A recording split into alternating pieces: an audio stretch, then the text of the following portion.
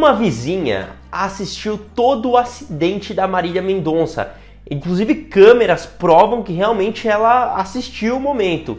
Só que aí essa vizinha se torna uma testemunha muito importante desse caso também, porque ela viu detalhes que ninguém sabe. Bom, tem uma dúvida atualmente que é do fato do avião ter baixado, né? Bom, vamos lá para a explicação que eu já expliquei inúmeras vezes aqui para vocês, mas eu tenho que sempre ressaltar, né? Porque faz parte do tema. O avião deveria estar ali a 800 pés de altura e estava, na verdade, a 300 pés, menos da metade.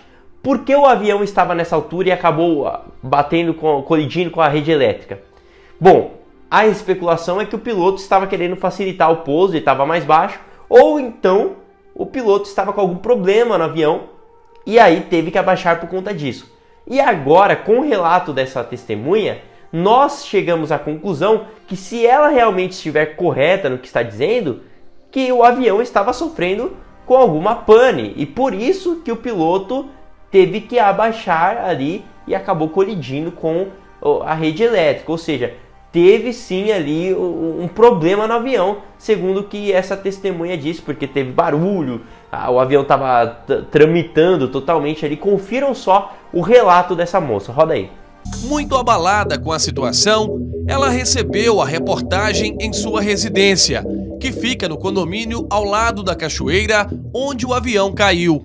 A aeronave passou a poucos metros do segundo andar da casa dela. Por causa do ângulo direcionado para o pátio, as câmeras de segurança do imóvel não captaram exatamente o momento da queda, mas mostram o desespero da mulher ao ver o avião caindo. Vamos acompanhar detalhadamente o momento. Repare que inicialmente Rossana estava na garagem de casa conversando com o marido, que saía com o carro. Ao escutar o barulho, ela olha para cima e percebe o avião passando próximo das árvores, ao lado da casa. Ela repara que o avião estava caindo e corre desesperadamente para o interior do carro, temendo uma explosão. Em seguida, a mulher e o marido saem do automóvel e visualizam o local da queda. O homem pega o celular, sai da área de sol e liga para os bombeiros militares. Segundo ela, antes de cair, a aeronave estava fazendo um barulho muito estranho.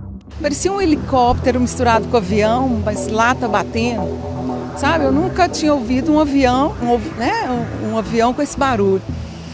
Então, antes de eu ver eu ouvi muito forte, né?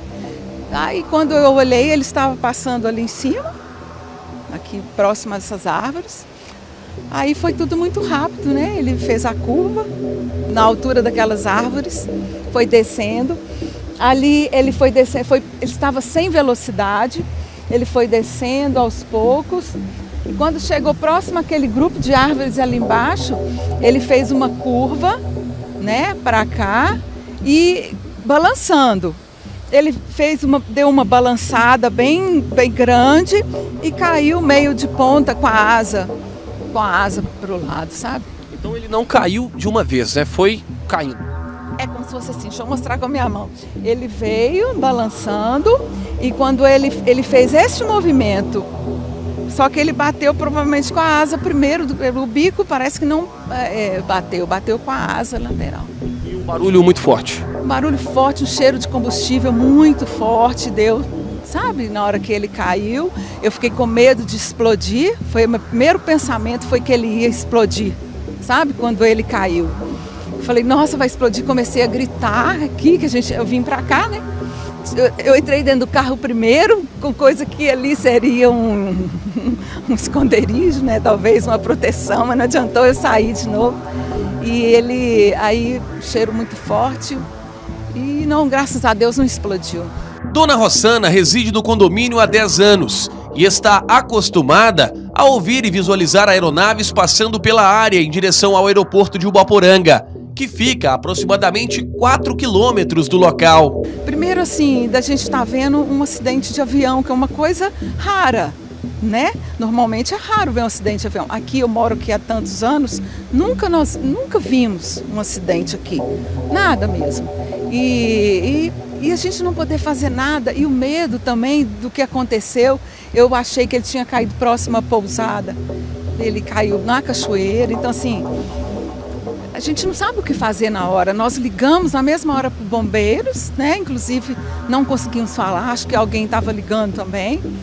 Só conseguimos depois um outro número alternativo dos bombeiros, nós falamos, eles não sabiam na hora, tanto que a gente indicou o local e tudo. Foi o que a gente pôde fazer, infelizmente. A dentista não sabe afirmar se o avião começou a cair após colidir com o cabo da rede elétrica. Ele já chegou aqui com um barulho muito estranho, então alguma coisa aconteceu aí para cima, né? Não é um barulho normal que ele vinha, parece que ele estava batendo lata, assim, rateando, sabe? E estava com pouca velocidade.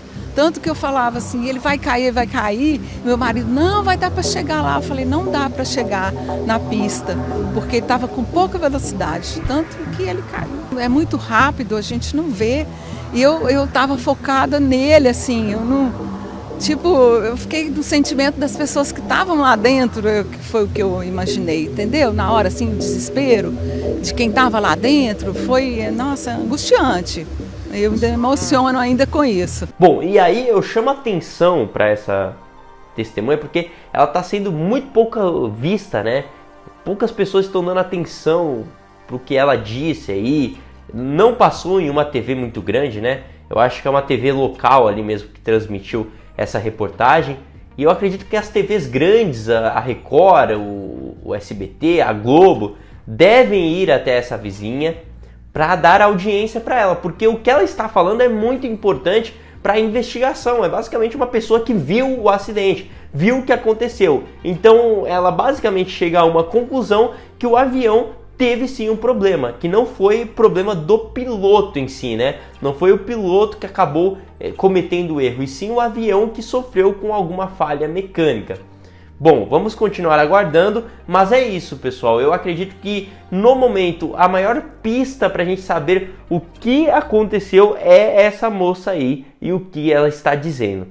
Muito obrigado por ter assistido esse vídeo. Sempre deixamos aqui nossos pêsames aos familiares da Marília Mendonça, aos amigos próximos e a todos os fãs.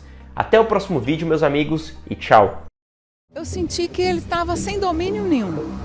Depois que ele começou a descer, nada que pudesse ser feito, assim, eu acho que não daria mais. Porque ele estava sem velocidade nenhuma para arremeter, sei lá, fazer alguma coisa desse tipo. Estava sem velocidade, o que ele fez foi fazer a curva e cair. Já dei meu depoimento para a CENIPA e o que precisar eu estou à disposição deles para ajudar no que for. Quem precisar de algum, né? Porque eu sei bem o que eu vi, assim, não foi fácil não, mas eu posso ajudar nisso.